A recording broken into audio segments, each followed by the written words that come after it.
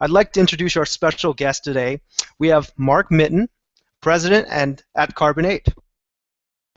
Hi, I'm ready. I'm excited, Jimmy. All right. We also have Jeff Robertson, our Director of Interactive at Carbon8. Hello, hello. And last but not least, we have John Siu, who is a developer at Carbon8. Hi, guys. And my name is Jimmy Chan. I am the SEO strategist at Carbon8, and welcome. This is our first Hangout, and we like to make Hangouts a little interesting here at Carbon8. So we've devised this great show to talk about some interesting topics that are relevant to the world, and specifically relevant to our industry as a whole. And to make this Hangout as interesting as possible, we've added a scoreboard. These three participants are going to be competing overall based off of a particular discussion, and we're going to score them, give them a good grade on whether their feedback or their input is insightful to the viewer. So at the end of this competition, we will find out who actually has won this discussion. And in all honesty, what fun is it to not have winners and losers? And unfortunately, today's loser is going to be dealt some interesting results. And we actually have an example of some silly string here, which we have two of them. And the first place and second place individuals will each hold one of these cans. And unfortunately, the third individual might not necessarily be as lucky. They'll probably have a little bit of silly string with them, not necessarily in the canned form. So that's why this competition is important. We're going to let you know who's going to be the winner and who's going to be the loser of this competition, but it's going to be a fun event, and so we're ready to get started. If everybody can just give me a thumbs up to see if they're ready to go. All right. Well, let's get started. Today's topic for discussion with our guest is about the recent Healthcare.gov website and the many issues it's been facing. For those who are not aware, the newly launched Healthcare.gov, who just recently launched roughly 3 to 4 weeks ago, has caused an uproar across the country with its lack of usability and large amounts of technical issues. And through this bureaucracy, it's continue to have issues more and more. Now, although the code on the front end is really relatively okay, the back end has had the majority of the issues in regard to account creation, including sending incorrect information to healthcare insurance providers, and also having duplicate content issues or duplication issues. So there's a bevy of issues involved with the Healthcare.gov website, but let's get our individuals, our guests, into it, and let's go to the first question. Jeff, to start off with, what are the major problems with Healthcare.gov? Sure. I actually broke the problems down, not so much into the problems that you see on the front end, but the problems that caused us to get where we are. And those two, I think, virtually every issue on the site can be traced back to either bureaucracy or flat-out fear, is one of the two problems. First off, on bureaucracy, we know we know from our line of work. Have you ever tried to get a straight answer to a technical question from someone who doesn't report to you? We see this all the time. Our client is always either in marketing or product development or something like that, and they may have to ask their IT team or their IT contractor to make some small change so that whatever it is we're doing will start working. Sometimes it will take months to get the littlest thing done. About half the time, our client will just absolutely give up and go a different route simply to avoid working with IT, internal or external, just because it takes so long, they have no control, and there's no repercussions for the IT group if it doesn't get done because they have other priorities. Now you take that situation and multiply it by 50. That's, the IT group is not just in your company, where you are the stakeholder trying to get something done. It's the IT group for Health and Human Services, the IT group for Social Security Administration, the IT group for however many millions of contractors they had on this project doing different pieces of the process, and then not to mention every single healthcare provider, insurance company in 30+ states that they're working with. How anything got done in the 3 years since this was launched is absolutely shocking that they got as far as they did. And I'm on this bureaucracy point, I'll actually ignore bureaucracy in the government procurement, because it is very important to note that anybody who could obtain this kind of contract is competent enough to do the work. That shouldn't have even been a question. And make my second point quick, the fear. Fear of criticism, fear of who's going to take the fall, and fear of leaks. On criticism, you've got about half of Congress and half of the US population who desperately want this to fail. And so a whole lot of effort was spent hiding the project from anyone seeing it. This is a bad idea.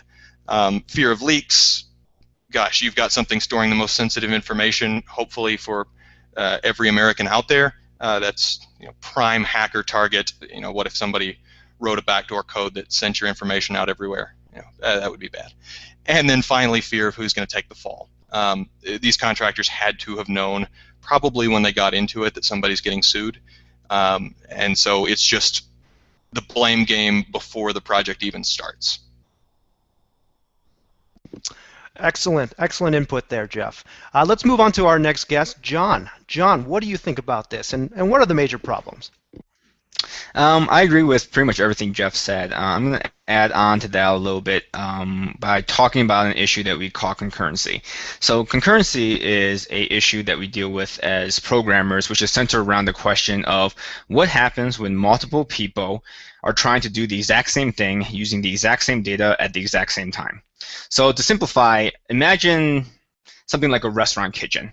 A well-organized kitchen is capable of handling hundreds of orders a night, and they manage to get it all out fairly quickly. The biggest nightmare for a kitchen, however, is if a huge party of people come in at once and order at the exact same time. As a chef, you can't only serve some of the table and then wait 30 minutes before serving the rest. For the most part, you're trying to get everything out at the exact same time.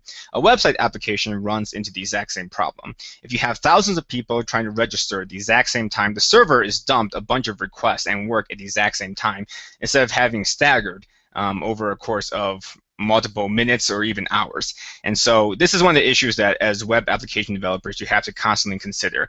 On a small scale, usually this isn't a problem because your server is capable of handling enough work that concurrency isn't really an issue that you run into. So with most websites, for the most part, you're not going to run into concurrency issues. The problem is when you start scaling to the size of a web application, especially one that was as huge as the Healthcare.gov site. Twitter ran into the same issue as well when they first launched. There used to be something called a fail whale, which users would see when too many people were trying to access Twitter at the same time. And the reason is because they're all trying to access essentially the same data at once. And the server can only handle so many of those requests without staggering them out. And so the Healthcare.gov site was not designed with that principle in mind. It was designed as a small scale application. And because of that, it just failed completely when it started. Thanks, John. Now let's go to our next guest, Mark. What are the major problems in your mind? I think these problems that they have described, they're accurate.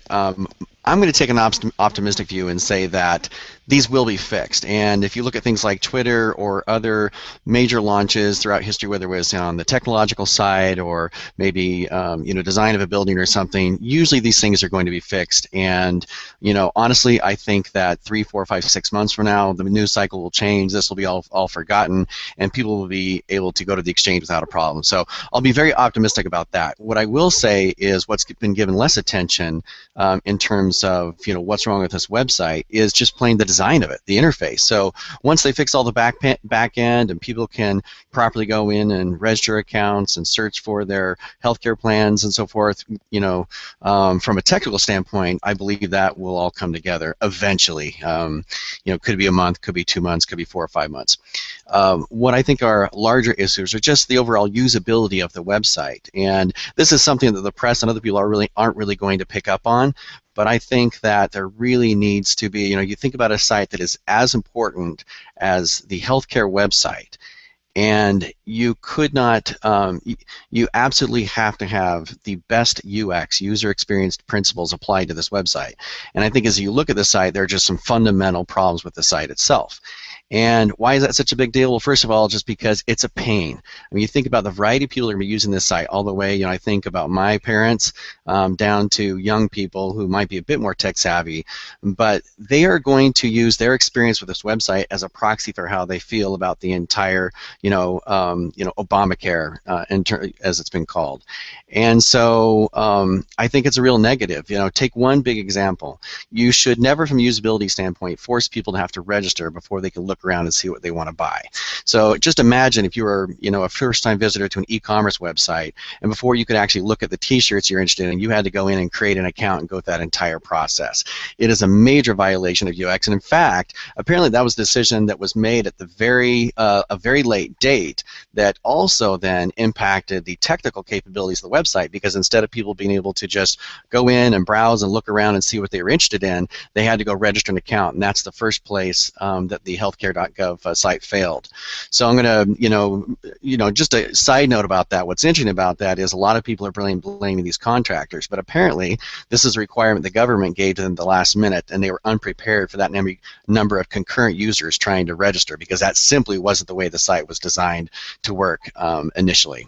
So you could go through the site and look at a lot of other design issues that I think that are going to continue to plague the site and frustrate people. And if you look at the cost for an individual to, who gets frustrated, the cost for them to call a call center is anywhere from $5 to $10 per call. And if you look at the cost of somebody using a website and going through that process, it's about 10 cents. So this also has major cost implications. Hey, John, at the risk of giving both of my opponents airtime, do you agree with Mark that the back end will be fixed in a few months?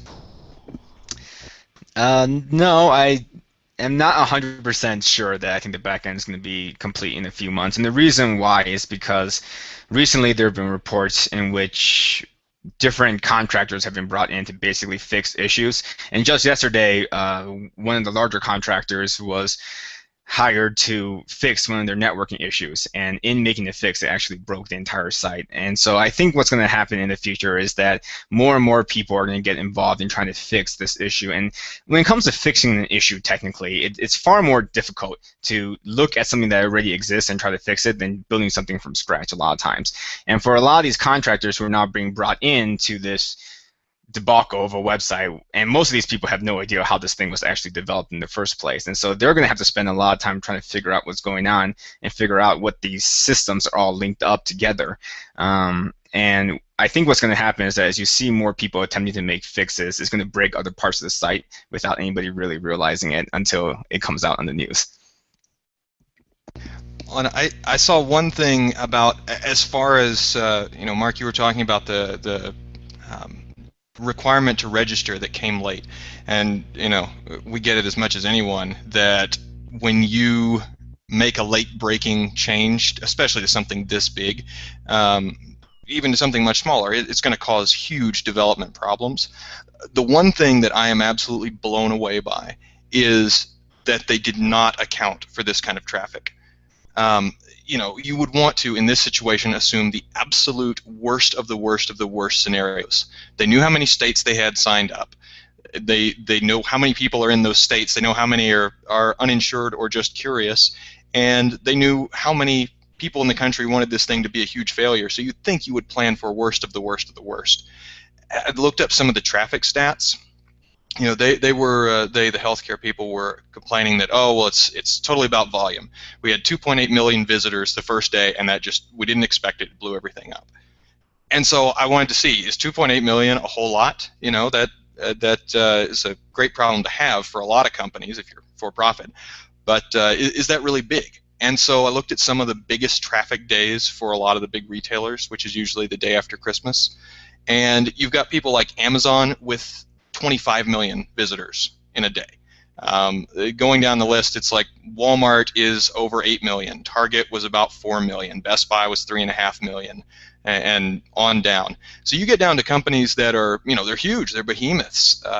JCPenney, Kohl's, Home Depot, they're big companies, but it's not the national government, it's not Amazon, it's not Google. It's companies that have had to do a lot of work building a website that is capable of that kind of traffic. And so this is not just an unprecedented monumental number. It's a big number, but it's not that big. The one thing I would add to that is that websites like Amazon, e-commerce stores like that, first of all, they have far more servers than what the government has available to them, which is a big issue. And to be honest, I don't really know if the government would have been in position to really scale to the number of servers that a place like Amazon or Google has. I mean, they have stadiums full of servers, and I just don't think it would be plausible. I don't think the taxpayers would be willing to pay that much for a system like that. But I think specifically one of the bigger issues with Healthcare.gov as opposed to some of these e-commerce sites is that when you're accessing something like Amazon.com, everybody is on there, and there's a lot of people on there at once, and that does require a lot of scaling to be able to do something like that. But they're all kind of on different places on their site, and they're all doing something different. I would be interested to see how Amazon.com would handle, say, 225 million people registering as a new user on Amazon.com at the same time. So that's one of the issues with concurrency. So Healthcare.gov, one of the big issues is that everybody was trying to register at the exact same time, which means that it was utilizing the exact same system at the exact same time. And I think that particularly made it worse. John, I think that's a great point. I'm going to go back to your what the taxpayers are willing to pay for. We paid $650 million for a site that doesn't work. I think that would buy a lot of servers and server space across the country. Yep, and some great Fair points enough. there, gentlemen. And we did have a comment or a question in regards to the some of our remarks so far. And Jeff, actually, John, question for you is, government, do they not have access to a lot of servers? Can you explain your thought process on that? I don't think it's necessarily that they don't have access to servers, but as someone who's spent time within the IT field, configuring servers to that scale is very, very, very difficult, especially when you're talking about this level of hardware and equipment to set up. I agree with Mark. I mean, we did have a lot of money. There was a lot of money that was thrown at this, and quite honestly, I don't know where 90% of the money went. And honestly, if it was up to me, I would think that a lot of it would go to infrastructure, but a lot of it could just be the way that government procurement works. Now, Mark, I'm not sure the Mark. government knows where the money went. Yes. Yep, we'll let you do the final remarks to this question here. Okay, well, I'm going to make one comment, and that is that, the problem, I think, started at the very beginning. I heard a great comment by somebody who is runs a company that develops applications like this, and he said that he would never go after this business because he would need more proposal writers and lawyers than he would actual developers on a project like this. And I think that is just an absolutely classic statement. I'm just going to make a general comment that it is amazing sometimes everything that goes around a project versus the actual doing. And I would imagine there was probably $650 million worth of time put into this, and probably 4 or 5 million of actual development going on. I mean, honestly, I think that's probably how, if you actually were able to take all the time put into this and expense, it'd probably break down something like that. All right, gentlemen, that pretty much wraps up the first question of what are the major problems. Now let's just take a little step back and take a look at the official leaderboard at this point. And right now the score is Jeff at the top with 10 points. We got a tie, second and third, for 9 points apiece with John and Mark. Who do you hold accountable, and who is accountable for the Healthcare.gov website? And we'll start off with Mark to get started with this question. I hold Ted Cruz responsible. I'm just kidding. Honestly, I hold the government responsible. They are the ringleader. They chose the vendors. They put this project together. They put together requirements. And so I can only imagine what mayhem, did. And maybe I'm being sympathetic, overly sympathetic to the companies who were actually hired to develop this website. But honestly, I cannot imagine the complexity of trying to build a website with that many vendors involved. And in fact, I guess when they went to testify in Capitol Hill, they asked, who was in charge of making sure that all these piece parts were actually going to work together? And nobody raised their hand and said, we were the systems integrator. And in fact, it was kind of strange because one vendor per some of the documents that have been out there, kind of looked like they were the systems integrator.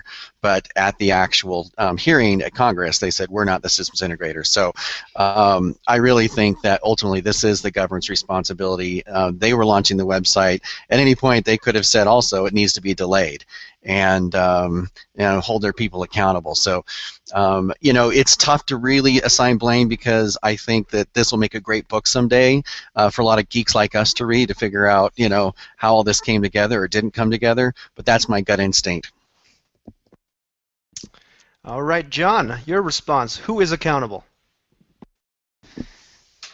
With a project that this large, I think it's hard to pinpoint exactly one person that is responsible, specifically because with a project of this scope, it's rare to have one project manager who understands every single step that's going to be involved in a product like this. And unfortunately, you usually want to have somebody like that, somebody who can actually take a look from kind of the top down and determine exactly what are the issues that are going on with a website before they come up. Now, this website did have a lot of people working on it and did have a lot of different project managers probably handling all the different bits and pieces. But in terms of integrating everything together and making sure that everything worked together to begin with, I don't really know if there was one person who was responsible for that. I think it's easy for the press to point their fingers at one specific person and say, well, this is their fault. But really, it's kind of a lot of people's fault. And I think one of the issues that happen, and this is just human psychology, is that when you bring more people into a project like this, the actual amount of efficiency per person decreases. And so that's just organizational psychology right there. Usually the more people that you add onto a project, the less efficient every single person actually becomes. And that's just because it's easy to kind of delve out blame to other people. It's easy to blame other people for roadblocks that are preventing you from getting your work done. And I think those sort of things just sort of multiply. With a project like this, any one vendor who's not doing their job to the utmost that they can be becomes a roadblock for every single other vendor that's working on this project, and then just exponentiates the number of problems that you deal with. And so, I mean, who really knows? It's kind of the same thing with traffic, right? If you're stuck in traffic, the biggest reasons for a lot of major road traffic issues is not usually a major crash or something. It's just some people just driving slower than everybody else. And that just causes this giant wave of slowdowns that can last for miles. And I will assume that probably the same thing would have happened with this project as well. Come on, you guys. You guys are being way too nice to something so terrible. Let's go, Jeff. Tell us, who's really to blame in this? The reason being, here is the deal that we see with every project that we do, having lots of experience with nothing nearly this size, but lots of experience with lots of good-sized projects. When a project starts to go sideways, the only solution is to take somebody into the project who actually understands everything that's going on, and they have the power to do something about it. There have been people yelling this entire project. There has to be. There is no way that everyone just got blindsided 3 weeks ago and went, oh crap, no one has tested this. Whoops, we must have forgotten that. Like, that did not happen. People have been yelling inside this project for 2 years saying this doesn't work, this is not going to work, this is a debacle, and have been yelling and yelling and yelling. You have never heard about this because of fear. Fear of criticism, fear of stuff leaking out, and having absolutely silenced all of your developers, all of your contractors, where they can't say a word. Well, so all this yelling never makes it all the way up the chain. I don't know if we'll ever know where the yelling stopped. As I promise you, developers were yelling. Probably the project managers were yelling. Did it just get to the president of each individual contractor and they shut them up? Did it go up to Health and Human Services? They shut them up. Did it go to the president's aides and they shut them up? Did it go to the president and he said, well, keep going anyway? I don't know, and I don't know that we'll ever know. But what has been happening is somebody is not listening to the people actually on the ground. And so, well, we'll go into it in the solution section. I have a wild and crazy and very simple idea that could fix all this. The next question is, from the quote from Eric Gunderson of Development Seed, who handled the working front end of Healthcare.gov, he stated, if I were to bid on the whole project, I would need more lawyers and more proposal writers than actual engineers. So, for you guys, gentlemen, now that the government hoops aside, would Carbon8 take on such a project? And we'll go with Mark to respond first. No, no, and no. We absolutely would not. We are an agency that has a joy of actually doing and creating, and politics and bureaucracy is not our thing. In fact, we've actually, seen opportunities with our own state government, and I'm sure our state government is, 1/10 the complexity work in the federal government. But even at that level, I think we've shied away from it, simply because, exactly what this guy said. We want to do great work. We don't want to have lawyers and spend, months and months going through proposals and process. All right. And now, Jeff, would you take on such a project? I agree with Mark. Absolutely not a chance on the back end. I do also want to see if we can do our solution question too, because we have many solutions. All right, cool. So agreeing with Mark, except for the part of the front end. With the front end, yeah. The government piece scares me to death. I know a lot of people in government. They're actually good individuals. The red tape makes it exceptionally difficult to get anything done. I feel like the front-end integrators who built the nice, pretty website before you actually log in, finding out what everything's about, they, shockingly enough, open sourced the whole thing. It was all on GitHub, and had people reviewing it for security, speed, just general usability. I mean, really cool idea and kind of unprecedented at that level. The Department of Defense open sources some things. I mean, they do some pretty crazy things as far as open source goes, but to open source something gosh, it's going to have that high an exposure. Pretty gutsy by the company, and their gutsiness and their belief in open source programming paid off because that's the only piece that actually works, and the piece that's been actually really well received. And they sit back and say, yeah, we built you a great website. We wouldn't touch the back end with a 10-foot pole, and I feel like that would be our stance. All right, John, your response. Well, as somebody who doesn't make decisions about what jobs we hire, I don't have too much to contribute. But I mean, one of the realities is that we would not have even been offered the chance to deal with a website of this complexity with the federal government. The way that government procurement works is that these vendors are vetted years in advance. The government just has a short list of basically people that they're willing to work with, and you can't enter into that system from the outside, really. You really have to be friends with Congress people and politicians in order to be part of that system. And so, I mean, that's one of the problems as well, is that you don't really get the amount of competition that's really necessary to build a site like this. You don't have multiple people saying, I can build this cheaper and more efficiently, and this is how. With the government, they just have the same group of people that they always hire to build everything else that they have, and so you're kind of stuck with that. I agree with both of them. I mean, yeah, the back end side is not something we want to take on, mostly because of legal reasons. We're dealing with health information here, and the amount of requirements that are associated with that are things that we want to avoid playing with as much as possible. I mean, you can get sued over any infraction, and it's very, very easy. Most development shops like ours would not take on things regarding medical information if we can avoid it. Yeah, with a site like this, I don't think that anybody would ask us to do it, quite honestly. Front-end wise, I agree with Jeff. I think that would have been a fun project. We would have brought a lot in terms of UX and UI design that I think would have really worked well. I mean, the front-end isn't terrible. Of all the things that really went wrong with the site, the front-end is not the worst. If we were given an opportunity to work with that, I think we could have improved upon it. But yeah, back-end wise, I don't really think we have the capacity. First of all, because some of our team would have to be all certified with HIPAA compliance in order to even work on the site, and that by itself would take potentially months to happen. And so, yeah, I mean, no project manager here I think would want to take a project like that either. So. All right, so let's, just based off of time, let's move on to our last question here. This one's going to be interesting because this is all about solutions, and how we're going to keep score of this is each point is worth double. So we got that. Each point is worth double. So your remarks on this particular question are going to be the game changer, and we could potentially see who's the winner when it comes to this particular debate here. So we'll start off with Jeff here. What are the solutions? All right, double jeopardy, love it. Solutions, very simple. We have two clear solutions, I think, and one is one that will, actually I think both are things that will help, would have helped a year ago and could still help now in the position we are actually in.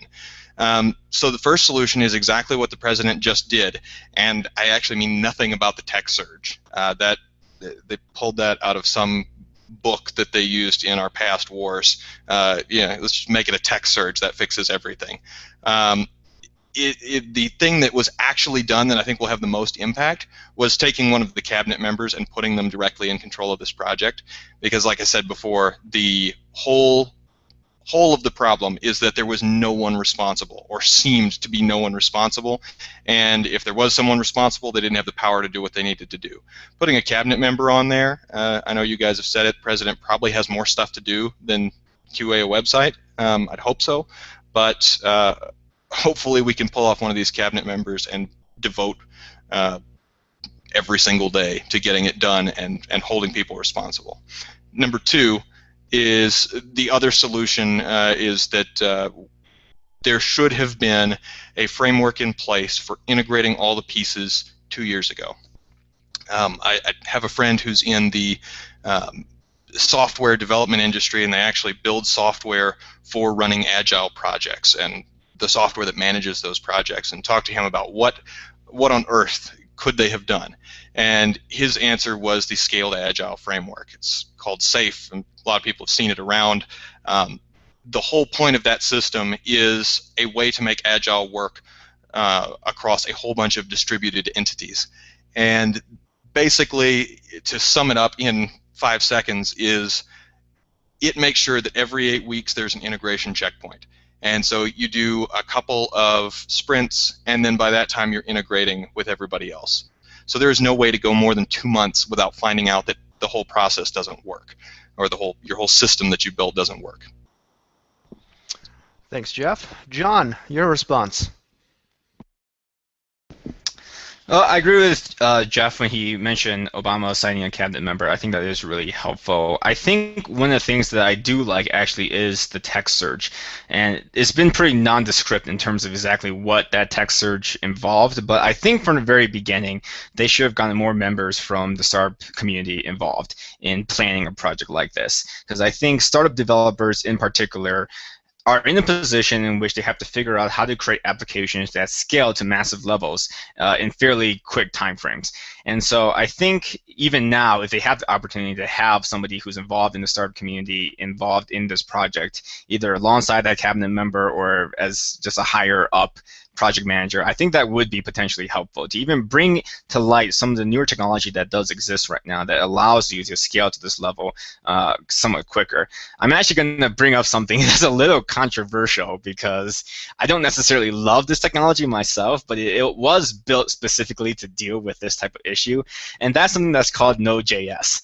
Node.js is basically a framework that was created that, well, it's more of a server technology that allows you to run JavaScript on your server. And the entire point of it is that, so JavaScript is a programming language that's conventionally used to do fun things like animations and stuff like that on the front end of a website.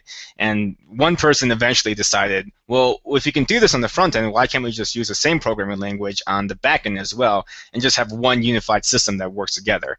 And so Node.js, one of the things that it talks about is how it's scalable and how it's non-blocking. And essentially what that means is that with a website like Healthcare.gov, you have a lot of things which are called blocking issue. And a blocking issue is anything where you're stuck waiting for the website to process anything. So whether or not it's registering your username, whether or not it's figuring out whether or not you are able to purchase certain types of healthcare versus not, whether or not you're eligible for certain things. Those are all things that could potentially be blocking issues on the server end. So those are things in which you are just sitting there waiting for something to happen.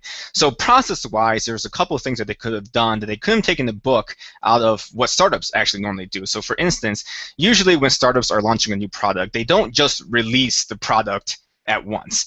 Usually they'll do what's called scaled implementations. So sometimes companies will have like a beta launch or something like that, where a couple people can sign up early on to test out the system. It's kind of a way for the audience to QA the thing before you actually launch it. But with Healthcare.gov, what you also could have done is just only allowed certain amounts of people to log on and register at certain different times, like create some sort of scaled system in which so many people can only sign up from October to November, and then so many people can sign up from November to December, basically allowing all these signups to be sort of scattered across the open enrollment period instead of forcing or giving the people the opportunity to all sign up at the exact same time.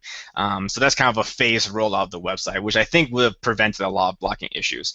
Another thing that they could have done is that when people filled out the forms on the website, instead of forcing them to just wait there until the registration completed, they could have done something where, let's say you fill out a form and register for the website. You get an email confirmation or a pop-up on your browser that says, okay, your information is now being processed. You will receive an email from, in 24 hours potentially, that allows you to log back in and see what your results are. What that allows you to do is that instead of forcing the user to sit there and use up server power to process your form, it allows you to basically sign up, give all the information to the server, and then just go and do something else. And the server takes care of it and informs you of when it's finished. And so that's kind of the whole principle behind Node.js on the programmatic level. That's what non-blocking means. And so with something like Node.js, what happens is that essentially you're never really waiting for the server to do anything. You're allowed to just kind of go about doing whatever you want on the website or leave the website if you want, and the server will be working on the back end and be able to tell you when it's finished, essentially. And so those are kind of the things that I think if they wanted to implement even now, they still could, and I think it would be helpful. Thank you, John, for that response. And Mark, enlighten us on the solutions.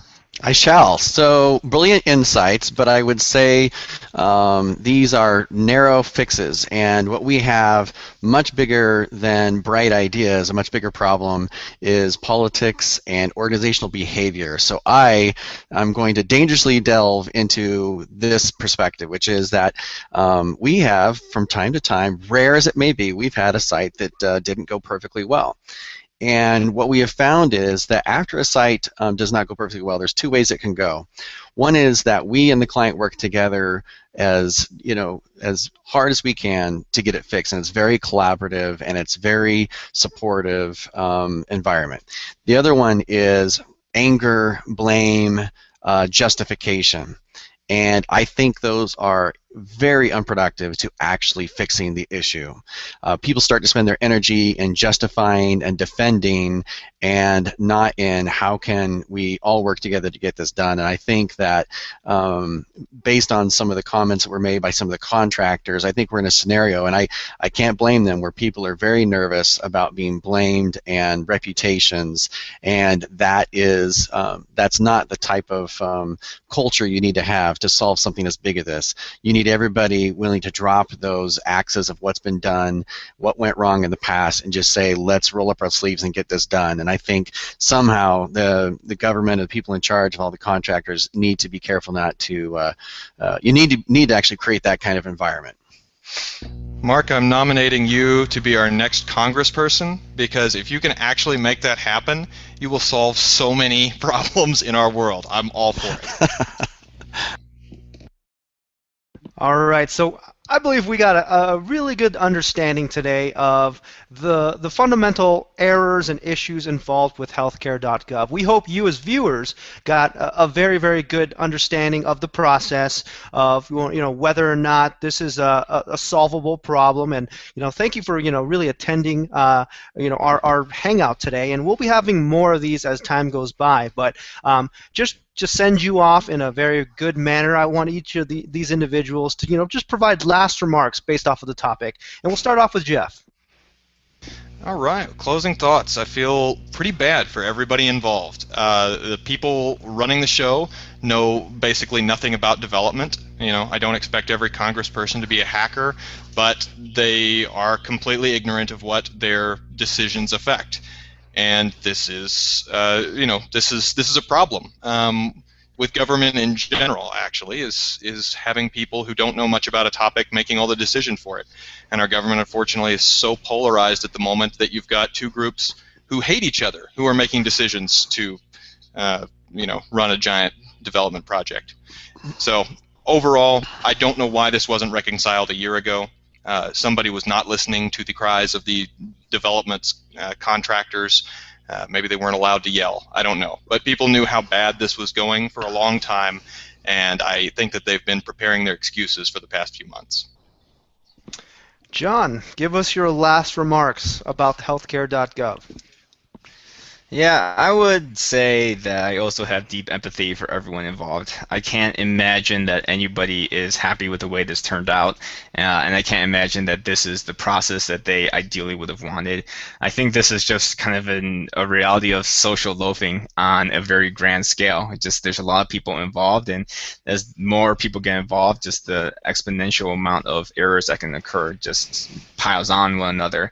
And I think the reality too is that we also have to remember that the scope of this project is huge. It's not something that is easy to do. I mean, when you think about how difficult it is to build a website that connects to so many different systems and pulls information, private data, together into one system. I mean, it was a very bold, very ambitious project. I'm really glad that they tried to do it. Quite honestly, I don't know if this would have ever succeeded in the first place.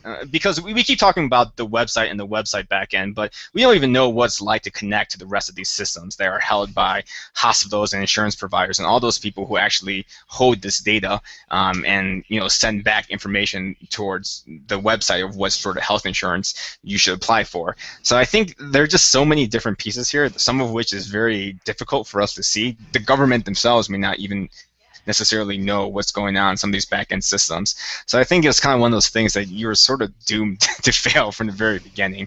I don't really think there was much hope to begin with, and I think now we're just starting to see the reality of how difficult development is. It isn't Lego blocks. You don't just make stuff and just put it together.